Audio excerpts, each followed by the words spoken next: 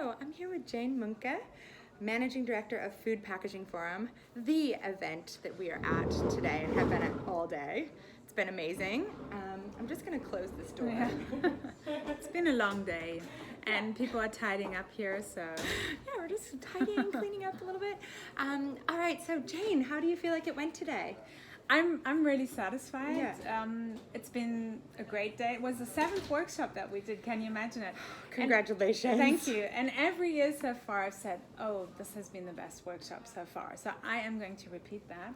Well done. I think in several ways this was the best workshop so far because we managed something that has been really near and dear to my heart, and that is bringing people here who care about environmental issues, who care about plastic pollution, and to talk about chemicals. And we're bringing these two different worlds together now, and I think that's the way it should be, because if we're addressing pollution, waste, we need to consider chemicals. That's an absolutely important part. And were you not addressing chemicals in previous workshops?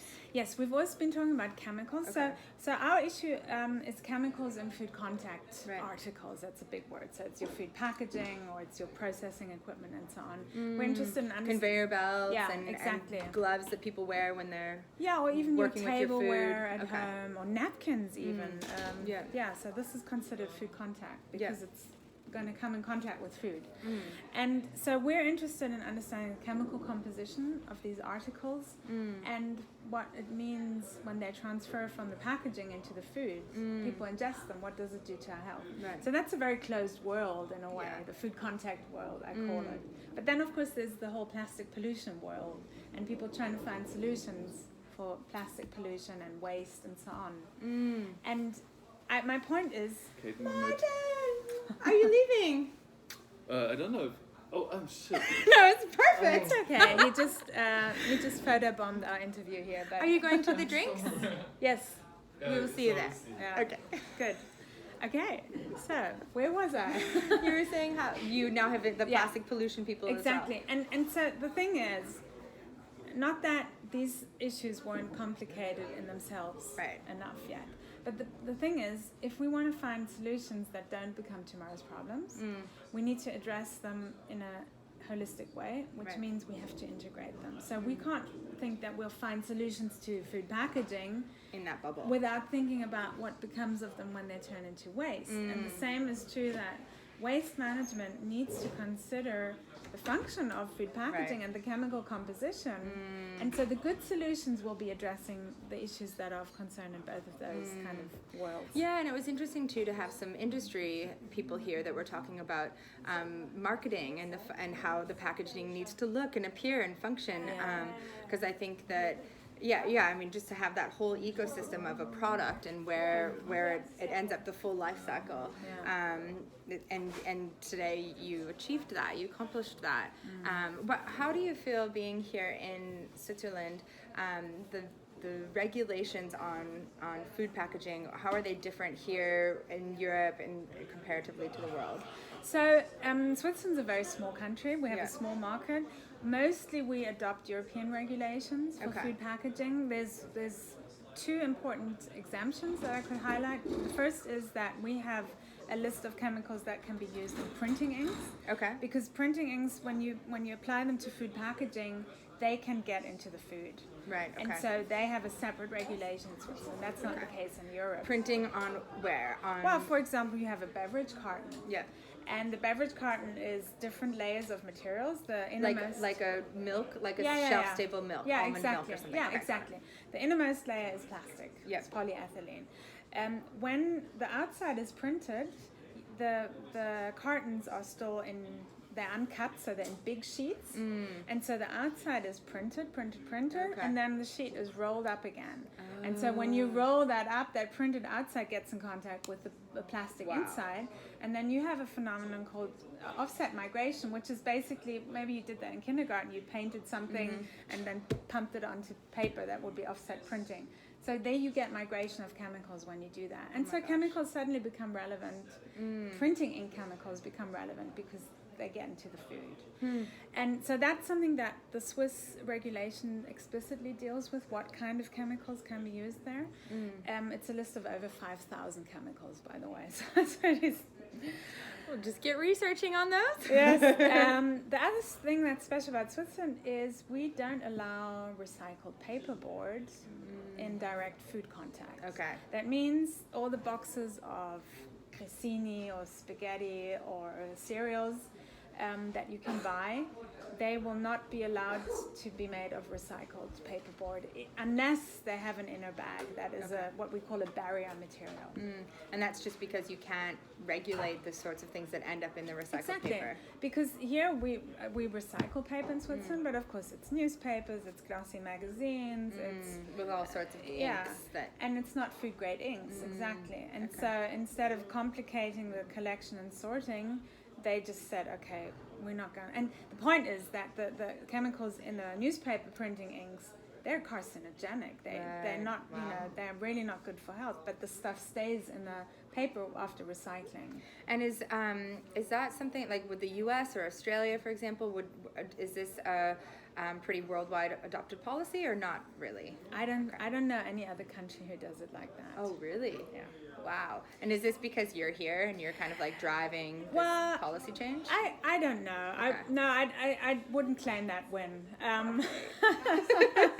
Would be nice, but it would be dishonest. You could claim it. No, I think there's just a lot of awareness for the issue here. Okay. Part of that has to do with Cornucopia, who was one of the speakers here. He already 10, 15 years ago, he already analyzed, he's an analytical chemist, and he analyzed in his lab these chemicals that he found in recycled paperboard, and he said, guys, this is not good. Right. And he would be the driver. He should claim it. We'll interview him next. Yes. So is there is any food safe? Is any food organic? Well, it depends how you define safety.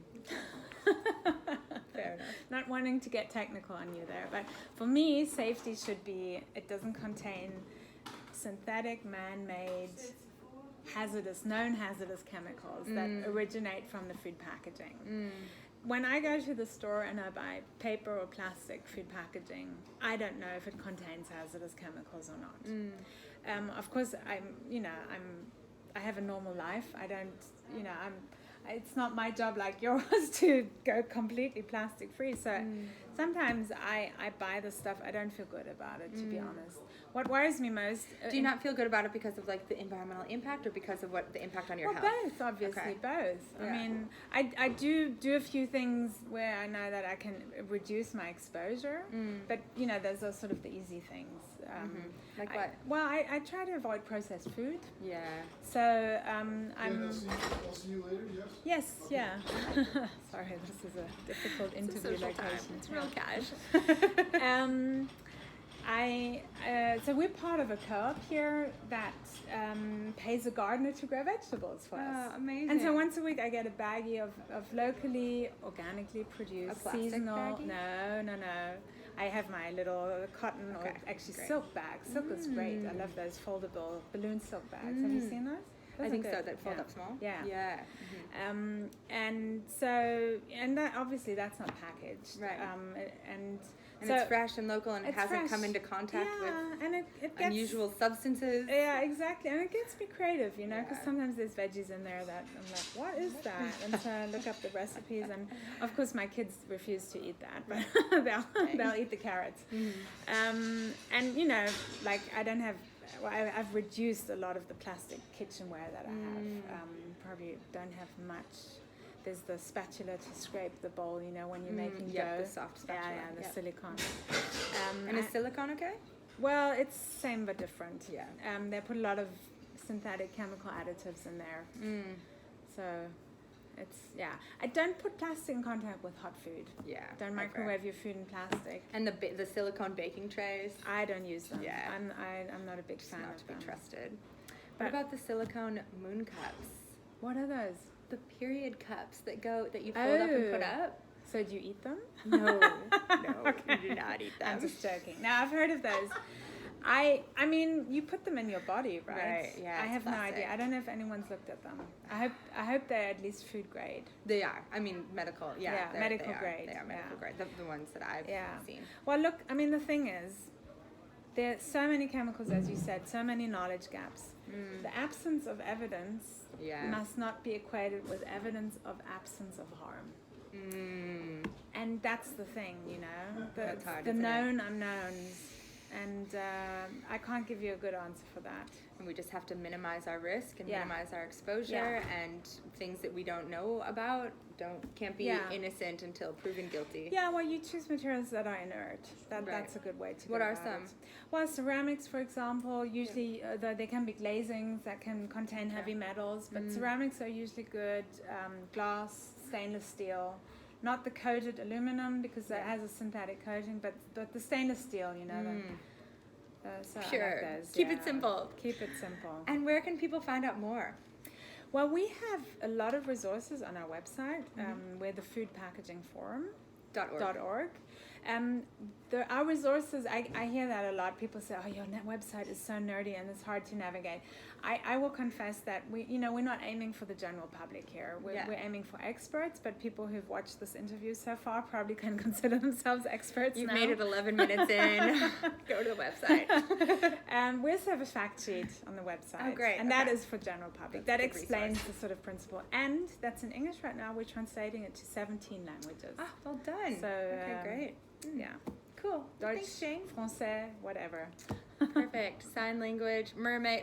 Yeah, Mermaid. Speak. You have Yeah. to help me with that. I will. Yeah. Well, thank you for having me. Good. Thanks so Yay. much for being here. It's My been pleasure. great.